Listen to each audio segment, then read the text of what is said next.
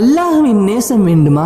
கண்மணி நாயகம் ஸல்லல்லாஹு அலைஹி வஸல்லம் அவர்கள் சொல்லி காட்டுவார்கள், எனக்கு விருப்பமான செயல்களில் நான் கடமையாக்கிய ஒன்றை விட வேறு எதன் மூலமாகவும் என் அடியான் என்னுடன் நெருக்கத்தை ஏற்படுத்திக் கொள்வதில்லை. என் அடியான் கூடுதலான நஃபீலான வணக்கங்களால் என் பக்கம் நெருங்கி வந்து கொண்டே இருப்பான். இறுதியில் அவனை நான் நேசிப்பேன் என அல்லாஹ் ஜல்ல ஷானு தஆலா கூறுவதாக கண்மணி நாயகம் ஸல்லல்லாஹு அலைஹி வஸல்லம் அவர்கள் சொல்லி காட்டுகின்றார்கள்.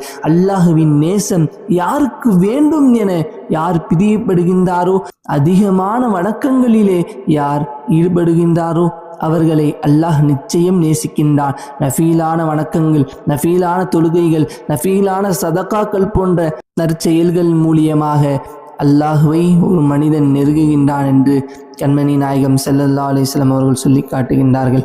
அல்லாஹுவை நெருங்கக்கூடிய பாக்கியத்தையும் அல்லாஹ்வின் நேசம் பெறக்கூடிய பாக்கியத்தையும் அல்லாஹ் நமக்கு தருவானாக. ஆமீன்.